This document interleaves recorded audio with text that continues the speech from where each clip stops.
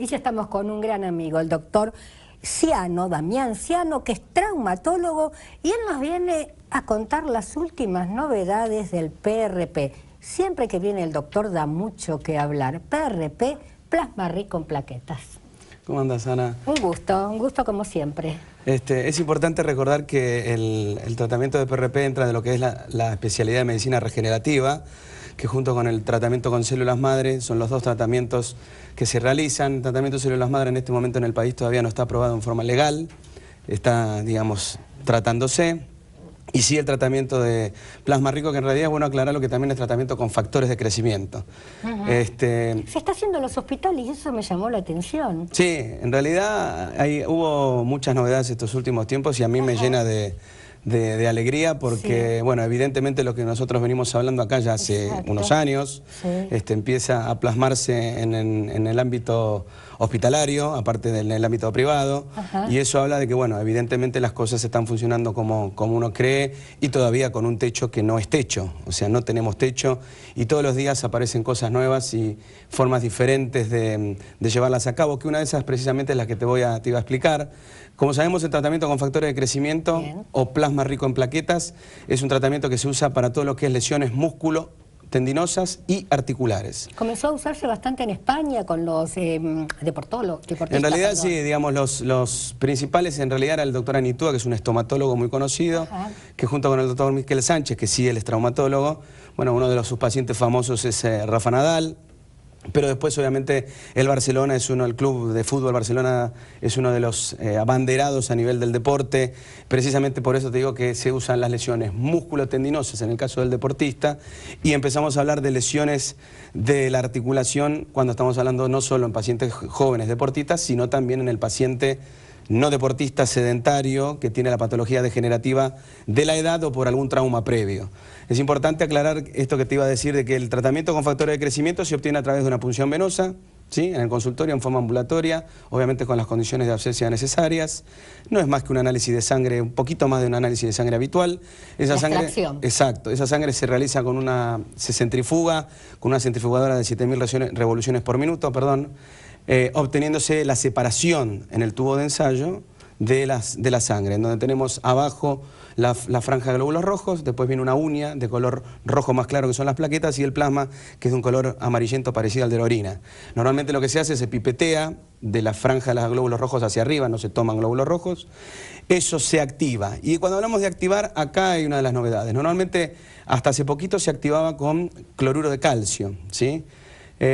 Hay algunos estudios, sobre todo en partes blandas, en donde aparentemente empezaron a haber algunas microcalcificaciones cuando se aplicaba en partes blandas, no en zona articular, sino en partes blandas. Y bueno, como siempre, están los científicos que son nuestros grandes aliados hoy, que se descubrió el sistema de activarlas en la forma de fotoactivación. Esto quiere decir a través de la luz. Entonces nosotros acá, el equipo con el que trabajo yo, tenemos el único láser que hay en el país.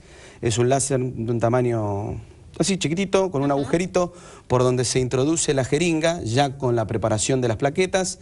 Durante 10 minutos esto se fotoactiva a través de un láser y esa es la aplicación que se aplica en las articulaciones o en la parte blanda. Es importante aclarar que también no solo es la fotoactivación un método en donde no se usa el químico, en este caso el cloruro de calcio, que podría llegar a traer una calcificación y a veces también una irritación a nivel articular, sino que está también demostrado que eleva aparentemente el nivel de las citoquinas y eso hace que el procedimiento sea menos doloroso. Si bien el procedimiento no suele ser doloroso, las primeras 24 o 48 horas no todos los pacientes suelen manifestar algún tipo de dolorimiento que es normal, precisamente porque nosotros estamos haciendo un tratamiento biológico.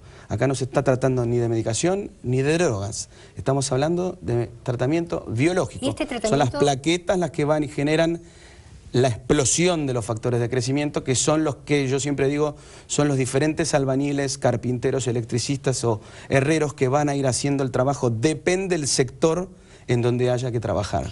Y Ciano, por ejemplo, cualquier persona se puede aplicar a partir de una edad determinada, o sea, se puede aplicar en niños, en adolescentes, en adultos. En realidad no hay contraindicación en cuanto a la edad, Sí. La única contraindicación relativa son aquellos pacientes que están anticoagulados. Cuando digo que se puede aplicar cualquiera, se lo puede aplicar. Recién la doctora habló de diabetes, diabéticos, pacientes que dializan, pacientes oncológicos. Obviamente con controles oncológicos, porque muchos me dicen, pero si el paciente tiene una patología tumoral, no le vamos a aplicar factores de crecimiento. No le vamos a aplicar factores de crecimiento en un tumor. Pero por eso siempre está la interconsulta multidisciplinaria con las otras especialidades en pacientes muy puntuales, pero generalmente en los pacientes habituales no suele haber... Tiene que ser un paciente sano. Exacto, pero igualmente no suele haber contraindicaciones. La única contraindicación relativa que se maneja con los hematólogos son aquellos pacientes añosos, y a veces son añosos, pero la gran mayoría que yo tengo que están anticoagulados son añosos, en donde hay una anticoagulación, ya sea por alguna patología cardiovascular, por algún trasplante o por lo que fuera, en donde hay que suspender la anticoagulación previo acuerdo con el hematólogo tratante. Generalmente son 5 días antes del procedimiento y 5 días después del procedimiento. Lo mismo aquellos pacientes que hacen una antiagregación plaquetaria, no con anticoagulantes, sino el paciente que hace la típica aspirina, el ácido acetil salicílico en forma preventiva. Bueno, lo mismo. Normalmente se suspende 5 días antes. ¿Por qué? Porque es un antiagregante plaquetario y nosotros estamos trabajando con las plaquetas. Entonces tenemos que suspenderlo antes y volverlo a dar los 5 días posteriores.